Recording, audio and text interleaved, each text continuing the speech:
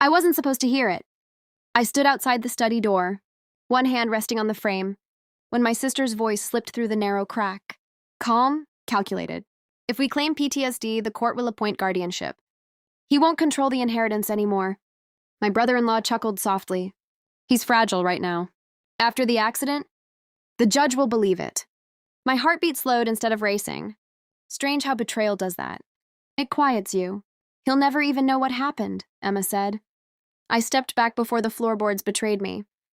That was the moment my family decided I was broken, and the moment I decided they were finished. 3 years earlier, Emma cried in my kitchen the night our father died. I don't know what we're going to do, she whispered. I held her while she shook. Back then, I thought grief was the heaviest thing a person could carry. I was wrong. Our father built everything from nothing. Real estate, investments, a quiet empire stitched together over decades. When he passed, most of it came to me. Not because I was the favorite, because I was the careful one.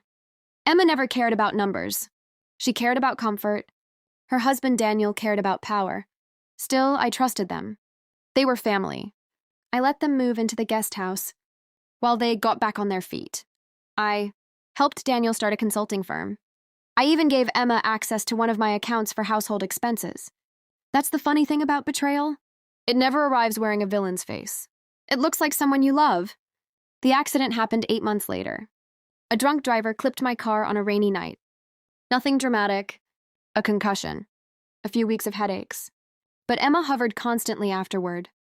You forget things sometimes, she'd say gently. Daniel watched me with quiet curiosity. You should see a specialist. At first I thought it was concern. Then the small things began to add up. Doctors I never chose, appointments I didn't remember scheduling, papers left on my desk with sticky notes. Just sign this. I stopped signing anything. That's when I started paying attention. Emma whispering on the phone in the garden. Daniel researching legal guardianships late at night.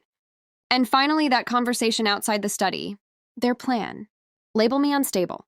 Take control of my finances. Drain the inheritance while pretending to protect me. I didn't confront them. That would have been emotional. And emotions are sloppy. Instead, I made a list. First move, silence. For 3 weeks, I acted exactly how they expected. Forgetful. Slow. Confused about dates. I watched their confidence grow. Emma began speaking about my future like I wasn't in the room. Once the guardianship goes through, we'll make sure he's comfortable. Daniel started spending money that wasn't his. New car. Expensive watches. He thought the inheritance was already his. Second move, documentation. I recorded everything. Phone calls. Conversations. Even that night outside the study. Every word carefully stored. Insurance. Third move, the trust. The thing they never knew about. Our father believed in contingency plans. 5 years before he died, he created a private trust. Quiet, untouchable.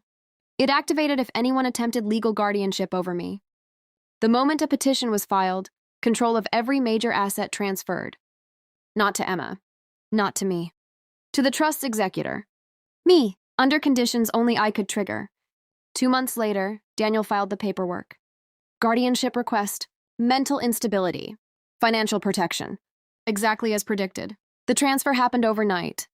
Properties moved. Accounts locked. Investment portfolios redirected. From the outside, nothing looked different. But inside the system, everything belonged to the trust now.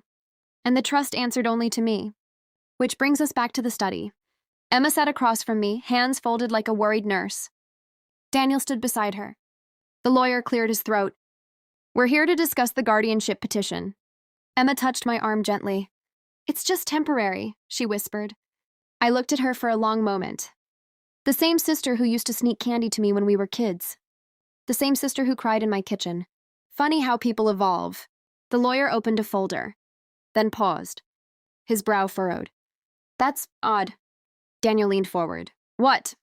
The assets listed in the petition. They're no longer under your brother's control. Emma blinked. What do you mean? I leaned back in my chair. Quiet, patient. The lawyer flipped through the documents again. Everything was transferred to a private trust 6 weeks ago. Daniel's face drained of color. That's impossible. No, I said calmly. It's precise. They both looked at me. Confused. Afraid. Emma's voice trembled. You knew? I met her eyes. I heard everything. Silence filled the room. Daniel stood abruptly. You tricked us. I almost laughed. No, you revealed yourselves. The lawyer continued reading. Additionally, the trust contains provisions for legal response to fraudulent guardianship claims. Emma's voice cracked. Legal response? I slid a small recorder onto the table. Play. Their voices filled the room. Clear, undeniable. If we claim PTSD, the court will appoint guardianship. Daniel sank into his chair. The lawyer slowly closed the folder. This changes things significantly. I stood. For the first time in months, my head felt perfectly clear. No, I said softly. It clarifies everything. People think revenge is loud, angry, explosive, but the best kind is quiet. Precise. I didn't destroy Emma and Daniel. They did that themselves. Fraud investigations followed. Financial audits. Their new house disappeared first. Then Daniel's firm. Then the cars. The watches. Everything built on stolen expectations. A year later, the estate is still intact. Stronger, actually. The trust remains in place. A permanent reminder. Family can betray you in ways strangers never could.